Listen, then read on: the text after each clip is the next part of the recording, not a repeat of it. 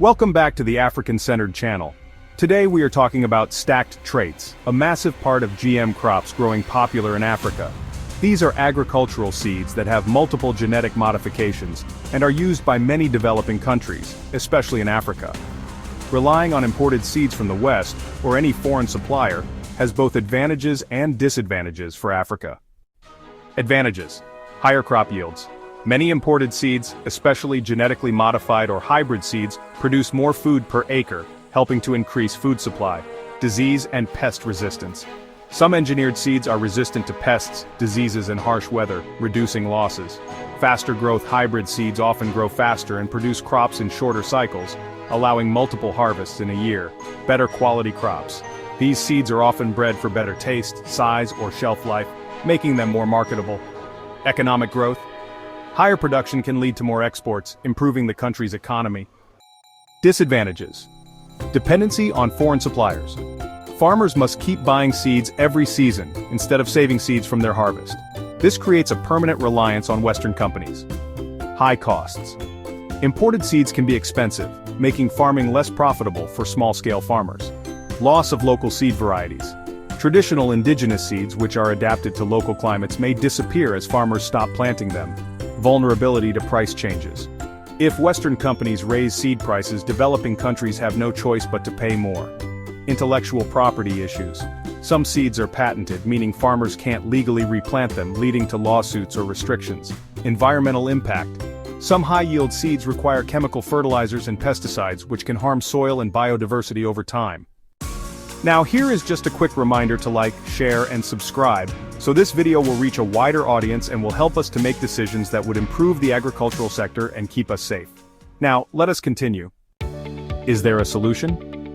Africa could invest in local seed production to reduce dependence on imports, encourage seed-saving traditions to preserve indigenous varieties, negotiate fairer trade deals to make seed imports less exploitative. A developing country that relies on imported seeds from the West faces serious long-term threats that could weaken its food security, economy, and independence. Here are the biggest risks. First, permanent dependency and loss of agricultural sovereignty. If a country can't produce its own seeds, it will always rely on foreign companies like Monsanto, Bayer, or Syngenta to provide them. This means Western corporations control food production, giving them political and economic leverage over the country. Second, price manipulation and exploitation. Seed companies can increase prices anytime, making it too expensive for farmers to plant crops. If the government can't afford to subsidize seeds, farmers may struggle to produce food, leading to hunger and economic crisis. Third, risk of seed supply disruptions. If there is a global crisis, war, or trade restriction, the country may not be able to import seeds, leading to massive food shortages, like Africa recently experienced at the beginning of the Russia-Ukraine war. The West could use seed supply as a political weapon, forcing the country into unfair trade agreements. Fourth, loss of native crops and biodiversity. Indigenous seeds, which are naturally adapted to local climate and soil, could disappear as imported seeds take over. This makes agriculture more vulnerable to climate change because imported seeds may not survive extreme conditions. Fifth, soil degradation and environmental damage.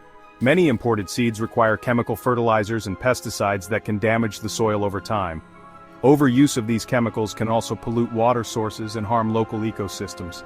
Sixth, patent restrictions and legal risks. Some seeds are genetically modified and patented, meaning farmers can't legally save them for the next season. If farmers replant patented seeds, they could face lawsuits from Western seed companies. And lastly, food security threats. If imported seeds fail due to disease, pests, or climate change, the country may have no backup plan. Without local seed banks, a bad harvest could lead to famine and economic collapse. Future solution: seed independence. To avoid these threats, developing countries should invest in local seed production and research to develop their own high-yield seeds. Support traditional farming and encourage farmers to save seeds instead of buying new ones every season. Diversify crops instead of relying on a few imported varieties. As the saying goes, he who pays the piper calls the tune. If Africa continues to rely on others for food, we can never be independent. Do you think African leaders are aware of these dangers, or are they being trapped in a system they can't escape? Do you think African countries should rely on these seeds, or should they focus on their own traditional crops? If so, please let us know your thoughts in the comments section, and don't forget to subscribe and hit the bell icon so you will receive our videos when we post them.